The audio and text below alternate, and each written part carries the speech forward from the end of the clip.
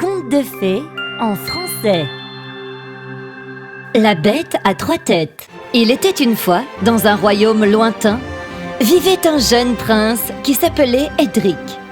Il avait un don qui lui permettait de voir les esprits, les fées et autres créatures magiques que les autres ne pouvaient pas voir. Il pouvait même parler aux animaux.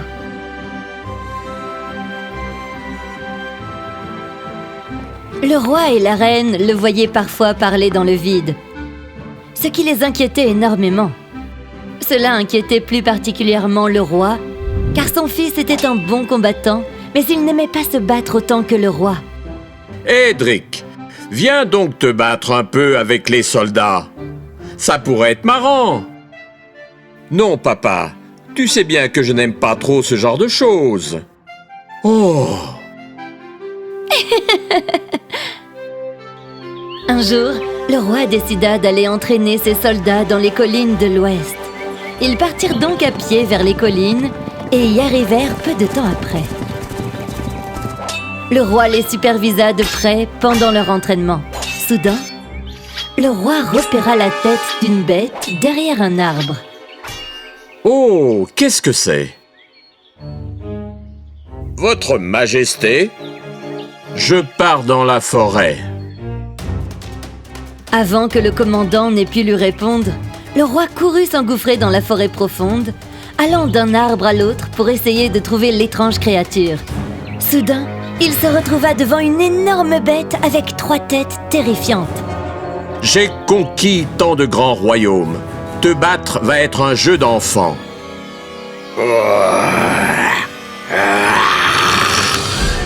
Hein? Mon roi! Rassemblant ses soldats à la hâte, le commandant entra aussi dans la forêt. Ils cherchèrent le roi partout, mais sans pouvoir le trouver. Quand ils retournèrent au palais, la reine eut le cœur brisé en entendant la nouvelle, et le prince resta abasourdi. Le royaume était au bord du désespoir, et pour éviter de sombrer, on décida de couronner Edric pour en faire le nouveau roi. Mais dans les jours qui suivirent, Edric commença à se poser des questions. Comment se fait-il que personne ne sache rien concernant la disparition de papa? Il faut que je comprenne. Commander, j'aimerais me rendre aux collines de l'Ouest. Quoi? Pourquoi? Pour voir exactement ce qui est arrivé à mon père. Emmenons quelques soldats avec nous par sécurité. Au grand étonnement de tous, le discret Edric prit la tête de l'armée et partit pour les collines de l'Ouest. Quand ils arrivèrent, ils établirent leur camp. Edric observa les alentours toute la journée pour essayer de repérer quelque chose. Mais une fois la nuit tombée, il se sentit déçu. Oh, j'imagine que je vais devoir chercher encore. Hein? C'est alors qu'il vit la tête de la bête. Elle disparut en un instant et Edric, tout comme son père, partit à ses trousses. Tandis qu'il courait, il finit par se perdre. Où est-elle passée? Non, une autre victime. Si seulement on pouvait l'aider, mais il ne peut pas nous entendre. Je vous entends parfaitement bien. Oh! Comment? Edric leur parla de son don spécial, ce qui amusa beaucoup les fées. Donc, que disiez-vous à propos de m'aider? Les fées racontèrent à Edric que la bête était en fait un puissant génie et que s'il avait l'intention de le battre, il aurait bien besoin de leur aide. Tiens, prends cette bouteille. On peut l'utiliser pour piéger le génie, mais tu dois attendre qu'il se soit retransformé et n'ait plus l'apparence de la bête. Edric remercia les fées et alla chercher la bête. Il la trouva en train de l'attendre. Il fonça sur lui, mais Edric était agile et évita facilement ses attaques. Le génie ne pouvait pas utiliser ses pouvoirs en gardant l'apparence de la bête, alors il se transforma en reprenant son apparence normale. Petit humain chétif, tu crois pouvoir me battre? Je vais te montrer un peu. Saisissant sa chance, Edric attrapa la bouteille et la lança sur le génie. Non! Ah! Le génie se retrouva piégé dans la bouteille magique. Laissez-moi sortir. Dis-moi où est mon père. Sinon, je te laisse dans cette bouteille pour toujours. Mais le génie refusa de parler. Alors Edric ramena la bouteille au palais et la déposa dans sa chambre. Un jour, une servante entra dans la chambre d'Edric alors qu'il n'était pas là. Le génie saisit sa chance de provoquer le chaos. Oh, ma bonne dame. Mais qui est là? Ton royaume est maudit. Ton roi a disparu mystérieusement. Ton nouveau roi, qui n'éprouve aucun intérêt pour la guerre, a soudain décidé de partir avec ton armée géante vers les collines. Il est possédé. Tu doutes encore? Ton royaume est maudit. Hé hé hé hé hé hé. La servante fut terrifiée d'entendre cette voix invisible et sortit de la chambre en courant. Très vite, des rumeurs se propagèrent et tout le royaume se mit à douter du jeune roi. Edric ne remarquait rien, mais la reine finit par voir les regards étranges. Et s'il était vraiment maudit? On aura besoin d'un nouveau roi. Mon Dieu, Edric n'est pas en sécurité ici. La reine décida de feindre la maladie et appela son fils. Maman, qu'est-ce qui ne va pas? Mon fils, on dirait que j'ai une drôle de maladie. J'aimerais que tu ailles dans les bois qui se trouvent au nord. J'ai entendu dire que des esprits y font pousser des herbes magiques. Toi seul peux voir les esprits, n'est-ce pas? Edric était triste d'avoir à laisser sa mère seule, mais il accepta de faire ce qu'elle demandait et partit pour les bois. Il arriva peu après et se mit à chercher les esprits. En faisant cela, il entendit un gros hurlement.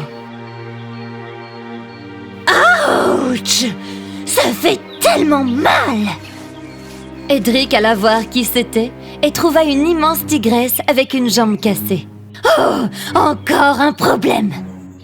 Je ne suis pas un problème. Je suis venu parce que j'ai entendu crier. Tu peux me comprendre, c'est vrai? Edric s'expliqua tandis qu'il regardait attentivement la blessure de la tigresse. Ça a l'air vraiment de faire mal. Ça ne te dérange pas que je t'aide un peu? Elle accepta d'un air suspicieux. Alors Edric la traita avec soin et lui fit un bandage à la jambe. Merci, Edric. Tu sembles être une bonne personne. Mais dis-moi, comment t'es-tu fait cette marque alors? Oh, ça? Edric raconta tout à la tigresse à propos de son père et du génie qu'il avait rencontré. La tigresse sentit soudain l'excitation monter. C'est lui!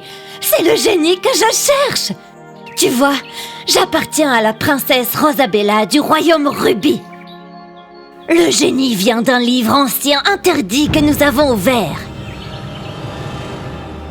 La tigresse expliqua que seule la princesse pouvait réemprisonner le génie dans le livre.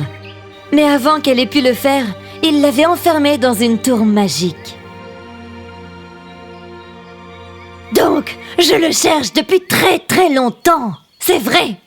On doit le récupérer. Alors le prince monta sur le dos de la tigresse et retourna dans son royaume. Il entra discrètement et prit en silence la bouteille qui contenait le génie, puis il quitta à nouveau le palais. La tigresse emmena Edric à la tour magique où la princesse était enfermée. Princesse! Ne t'inquiète pas, c'est sûr qu'on va la sauver. Ils ouvrirent la lourde porte de la haute tour et entrèrent dans une pièce remplie de flammes. Oh! On ne va pas pouvoir traverser ça! Non, j'ai plutôt une idée. Esprit de l'eau, s'il vous plaît, aidez-nous!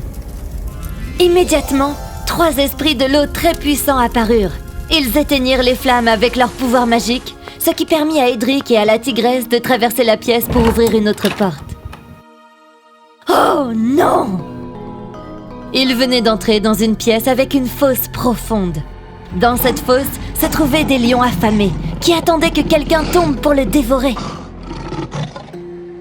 Esprit du vent, je fais appel à ton aide. Et immédiatement, un esprit à l'air doux apparut et transporta Edric et la tigresse de l'autre côté de la fosse. Enfin en sécurité. J'espère que la princesse se trouve juste derrière. Il ouvrit la troisième porte, et à leur plus grande joie, la jolie princesse Rosabella se trouvait là. Princesse! Tiggy! Waouh! C'est comme ça que tu t'appelles? Seule ma princesse a le droit de m'appeler comme ça. Tiggy, qui est cet homme? C'est le roi Edric, et il a le génie avec lui. La tigresse raconta tout à Rosabella. Rosabella fut folle de joie. Splendide! Alors, quittons cet endroit et retournons dans mon royaume. Ils voyagèrent tous les trois jusqu'au palais de Rosabella, où elle retrouva son livre magique qui avait contenu le génie.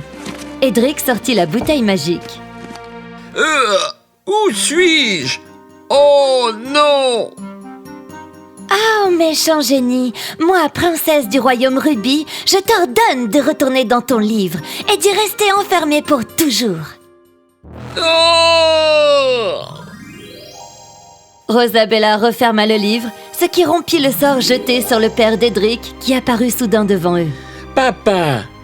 Edric! Oh, Edric! Le génie m'avait enfermé dans un endroit très sombre.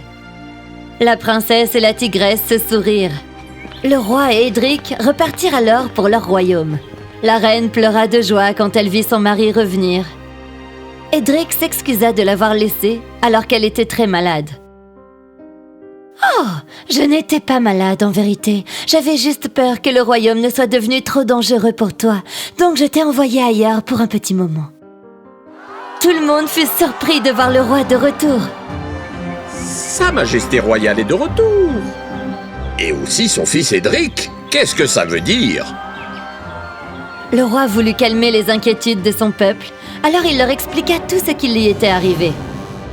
Ne doutez pas de mon fils. C'est lui qui m'a sauvé la vie et la vie de la princesse du royaume Rubis.